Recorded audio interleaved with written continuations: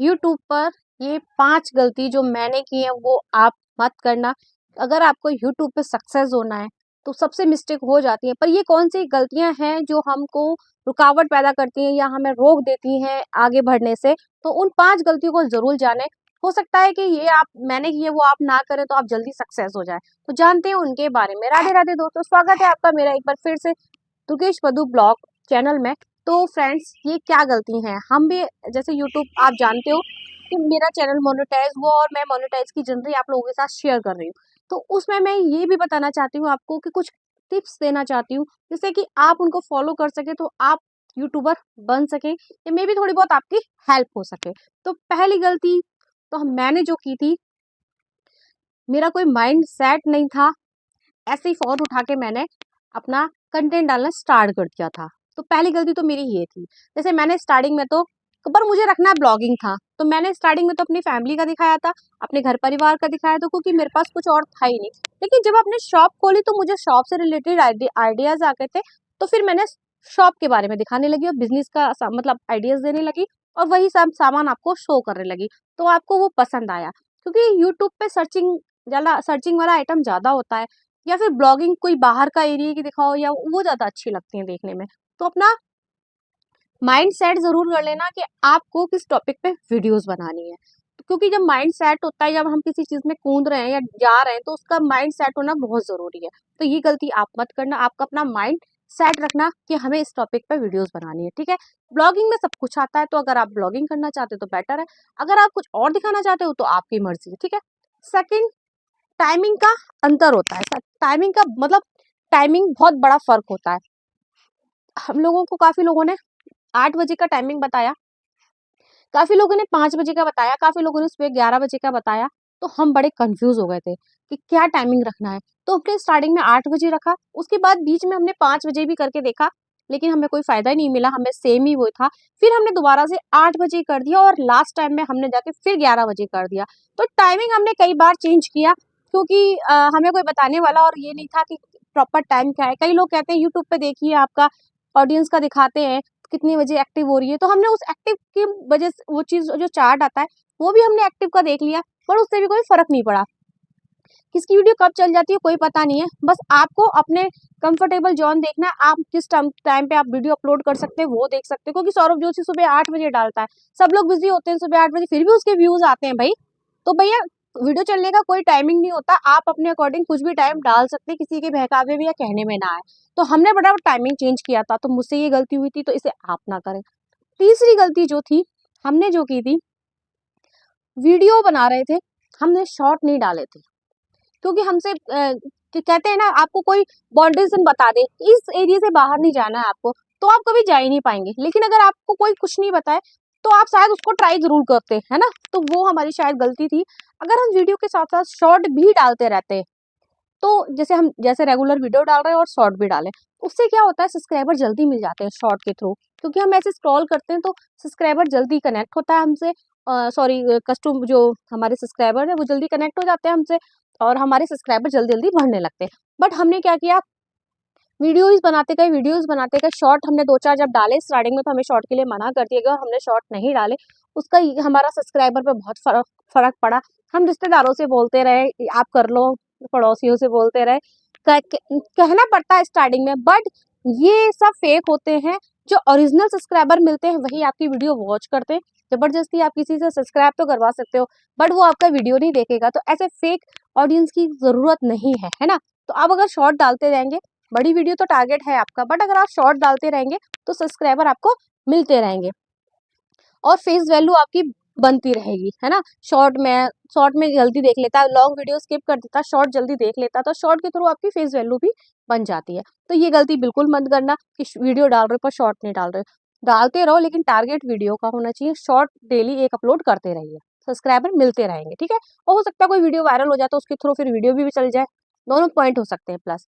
Fourth हमारा point जो आता है, मे बी थर्ड हो चुके थे, फोर्थ पे आ गए हम। फोर्थ हमारा जो पॉइंट आता है, हमने लास्ट में, हम मतलब सब्सक्राइबर हमें नहीं मिल पा रहे थे, तो लास्ट में जाके हम लोगों ने हमें किसी ने कुछ बोला, जैसे जिसकी जब चल जाती है, नए नए होते हैं तो हर कोई एडवाइस देता है, तो उन्होंने हमें बोला कि आप शॉर्ट डालो। तो हमने शॉर्ट डाला तो हमने लॉन्ग बंद कर दी। अब ये गलती भी मेरे से हो गई कि मतलब हफ्ते में मैं 3 वीडियो लॉन्ग ला रही थी। स्टार्टिंग में तो मैं एक दिन स्किप कर रही थी, फिर बिज़नेस से रिलेटेड आ गई तो मैंने वीकली 3 कर दी थी। अब वो वीकली जो 3 की थी वो भी मैंने सैटरडे को कर दी और बाकी दिन शॉर्ट कर दिया। अब उससे मेरा सबसे ज़्यादा नुकसान हुआ। क्या नुकसान हुआ? मेरा वॉच टाइम कम हो गया, मेरी ऑडियंस जो मेरे संग कंटिन्यू थी, जो कमेंट करती थी, ये सब करती थी, वो हट गई। शॉर्ट के थ्रू तो सब्सक्राइबर तो बढ़ गए, बट वीडियोस में व्यूज आना कम हो गए, बड़ी वाली वीडियोस पे व्यूज आना कम हो गए और हफ्ते में एक वीडियो जाने लगी तो किसी को पता ही नहीं लग रहा था कि मेरी वीडियो भी आती है सैटरडे को। तो उसकी वजह से मेरा वॉच टाइम कम हो गया, फिर 1 साल हो गए और मेरा वॉच टाइम घटने लग गया। तो ये मेरी 4 बहुत बड़ी गलतियां थी जो मैंने मतलब रियलाइज की।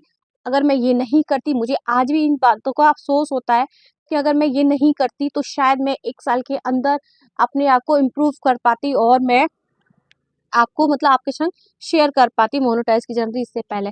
5वीं गलती हमारी क्या होती है? 5वीं गलती जैसे हम लोग का थोड़ा-सा गलती नहीं कह सकते, इसे इम्प्रूवमेंट कह सकते हैं, वीडियोज़ की थोड़ी-सी क्वालिटी अच्छी हो जाती है, वॉइस वगैरह की। उसमें क्या होता है, नहीं लेना चाहे वो एक अलग बात है।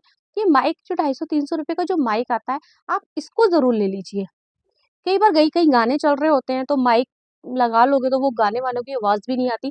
कई बार ये बाहर का जो साउंड होता है वो भी वीडियोज़ में आ जाता है तो वीडियो सुनने में और देखने में अच्छी नहीं लगती। तो शायद अगर ये 250 रुपए मैंने स्टार्टिंग में खर्च कर दिए होते तो शायद मेरी वीडियोज़ की जो वॉइस थी वो अच्छी हो सकती थी। तो 250 रुपए बहुत बड़ा अमाउंट नहीं होता, मैं आपको इसलिए कह रही हूँ क्योंकि 250 रुपए बहुत बड़ा अमाउंट नहीं होता। आप जब इतना 10-15 हज़ार का मोबाइल ले सकते हो तो 250 रुपए का माइक भी ले सकते हो। 250 रुपए का माइक ज़रूर ले लें और कुछ ना लें, मोबाइल से ही वीडियो बनाएँ।